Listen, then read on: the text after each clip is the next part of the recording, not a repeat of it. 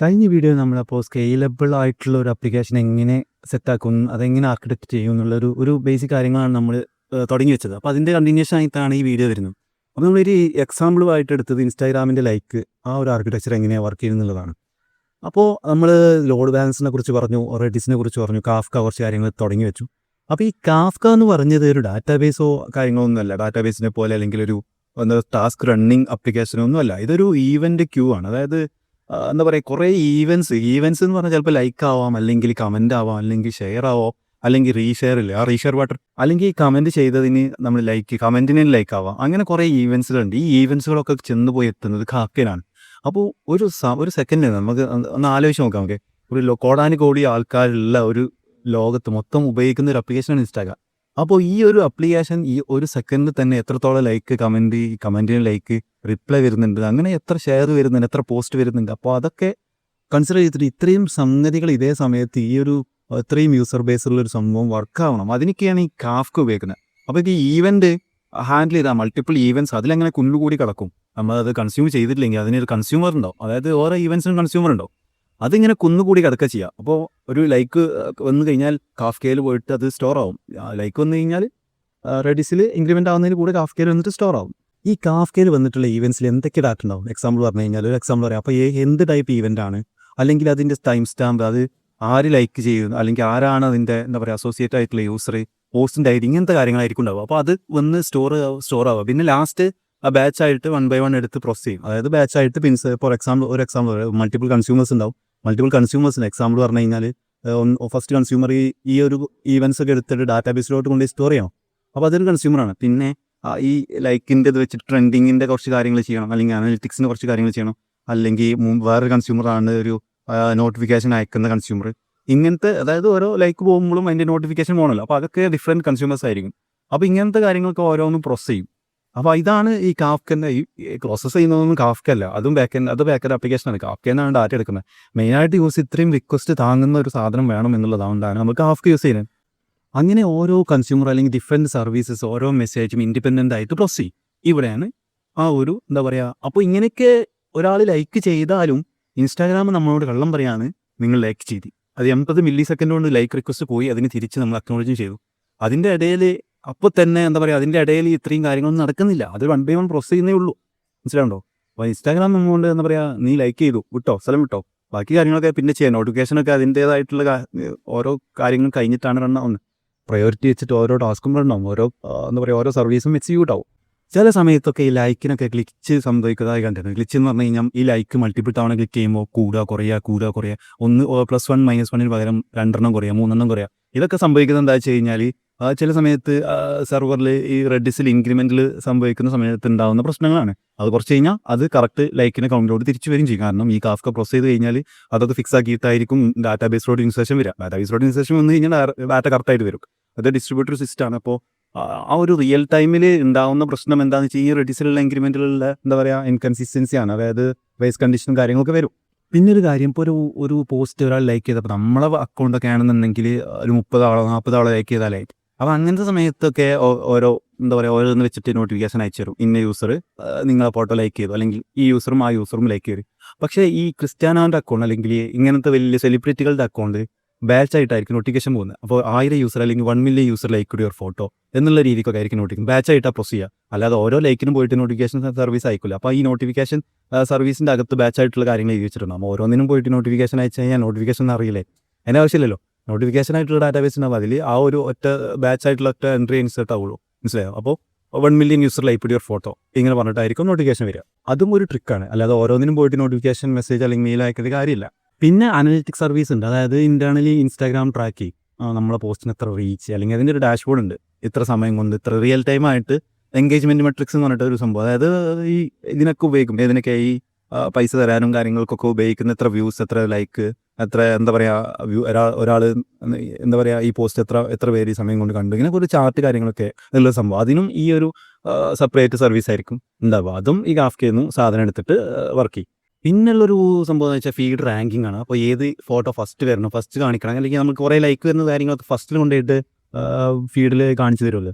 അതായത് കുറേ ആൾക്കാർ ലൈക്ക് ചെയ്യുന്ന ഫോട്ടോ നമ്മൾ ഫസ്റ്റിൽ വന്ന് കാണിക്കും, തീരെ എൻഗേജ്മെന്റ് ഇല്ലാത്ത ഫോട്ടോ കാണിക്കാതിരിക്കും. അപ്പോൾ എല്ലാ പോസ്റ്റൊന്നും വൈറലാവണമെന്നില്ല. അപ്പോൾ ഈ കാര്യങ്ങളും വരുന്നുണ്ട്. അങ്ങനെ മൾട്ടിപ്പിൾ സർവീസസ്, മൾട്ടിപ്പിൾ സാധനങ്ങൾ ഒരു ലൈക്കിന് ശേഷം നടക്കുന്നുണ്ട്. ഇതൊക്കെ പാരലലി എന്താ പറയുക, ഒരു യൂസറിനൊരു എന്താ പറയുക എത്ര വെയിറ്റ് ചെയ്യുകയൊന്നും വേണ്ട, പാരലലി നടന്നുകൊണ്ട് നിൽക്കുന്ന ഒരു സംഭവമാണ്. This is the power of even driven architecture. Even driven എന്ന് പറഞ്ഞു കഴിഞ്ഞാൽ ഭയങ്കര എന്താ പറയുക, 1 by 1, അതായത് ഒന്നിനെ വെയിറ്റ് ചെയ്യേണ്ട ഒരു സർവീസ് അല്ലെങ്കിൽ ഞാൻ ലൈക്ക് ചെയ്തു, ഞാൻ ഡാറ്റാബേസിൽ ഇൻസേർട്ട് ചെയ്തിട്ടേ ചെയ്യാൻ പാടുള്ളൂ എന്ന് പറഞ്ഞിട്ട് ഓരോ സർവീസ് നിൽക്കുന്നൊന്നുമില്ല. അതായത് എന്താ പറയുക, ഇത് ഇൻഡിപെൻഡൻ്റ്ലി പ്രോസസ്സ് ചെയ്യുന്നുണ്ട് ഓരോ സർവീസും. എന്താ പറയുക, ഒരു ടാസ്ക് എടുത്തിട്ട് അനലിറ്റിക്സിലാണെങ്കിൽ അനലിറ്റിക്സിൽ പോവും, അല്ലെങ്കിൽ റെക്കമെൻഡേഷൻ സർവീസ് ആണെങ്കിൽ റെക്കമെൻഡേഷൻ അത് ഡാറ്റാബേസിലോട്ട് അല്ലെങ്കിൽ ലൈക്കിൻ്റെ ടാബിളിലോട്ട് ഇൻസേർട്ട് ചെയ്യാൻ വെയിറ്റ് ചെയ്യുന്നില്ല. പാരലലി പ്രോസസ് ചെയ്യും വിത്തൗട്ട് വെയിറ്റിംഗ്. എന്താ പറയുക, അത്ര സമയം ചിലവാക്കാതെ എന്താ പറയുക, യൂസറിൻ്റെ യൂസേജ് എന്താ പറയുമല്ലോ, യൂസറിൻ്റെ ഒരു ഇതിന് യൂസറിനൊരു എന്താ പറയുക, ഒരു മടുപ്പ് തോന്നിക്കാത്ത സമയം, അതിനെന്തോ പറയുന്നത്, യൂസർ ഫ്രണ്ട്ലി അങ്ങനെയൊക്കെ പറയാം.